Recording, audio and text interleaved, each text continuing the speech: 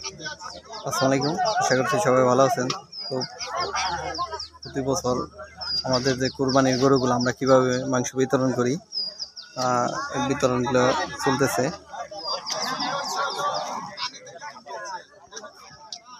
এই জায়গায় এই যে সমাজের লোকগুলা চতুর্পাশে এরকম বসছে।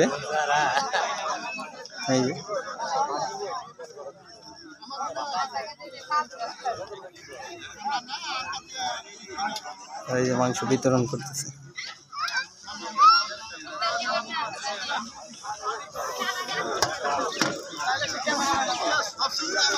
এই মাংসগুলো এই জায়গায় রাখা হয়েছে। আমাদের সমাজে 14টা গরু কুরবানি হয়েছে।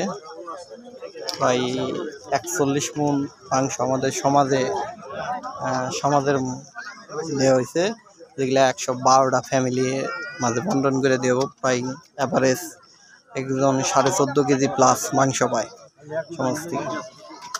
তো আমাদের ভাগের সিস্টেমটা হয়েছে, কুরবানি যারা দিবে গরুর 2 ভাগ পাবে গরুর মালিক, বাকি 1 ভাগ পাবে না, গরুর 2 ভাগ পাবে সমাজ, 1 ভাগ পাবে হলো গরু যে কুরবানি করবে সে।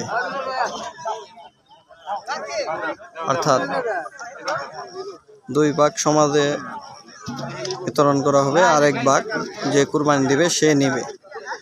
আর এটা নিয়ে অর্থ হয় যে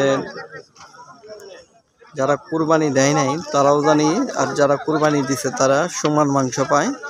কারো মনে জানি কষ্ট না পায় যে আমি কুরবানি দিতে পারলাম না, আমি মাংস কম পেলাম। আর যারা কুরবানি দিছে তারা মাংস বেশি পেল, তারা যেন মন খারাপ না করে। এর লিগেই এই মাংসগুলো এভাবে বিতরণ করা হয়। এটা আমাদের পূর্বকালীন সময় থেকে এই নিয়মে আসতেছে। এটা মিনিমাম 20-30 বছর আগে থেকে এই নিয়ম চালু আছে, তারও আগে সম্ভবত হতে পারে। তো এই যে মাংস বিতরণ করতেছে, আর কোনো পালা পাথর দিয়ে ওজন করে দেওয়া হয় না, এই যে হাতের মাপে দেওয়া হবে, তাতে একজন সন্তুষ্ট। একজন 12-14 কেজি মাংস পাবে। সমাজের সদস্যকে নাম এন্ট্রি করা হইতেছে, আর এই কাজ করতেছে সুগ্রান কাকু আর সেলিম ভাই।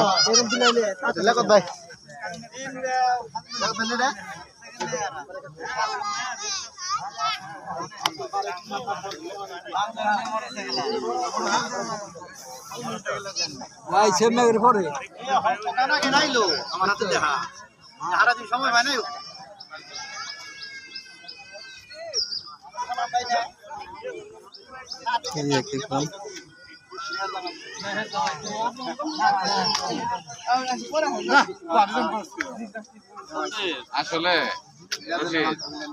আসলে ঠিকই কইছিস।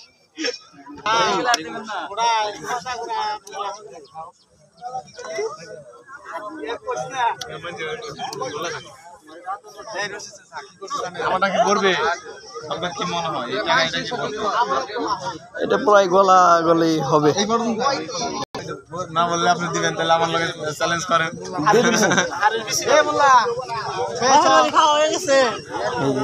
যে মাংস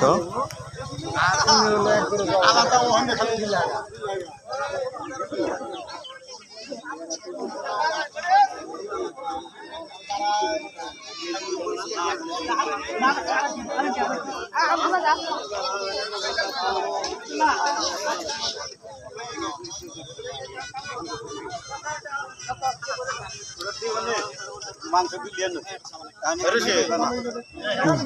মাঠ পরিষ্কার করবো, মাঠ পরিষ্কার করলে দুজন কর্মীদের আসল না।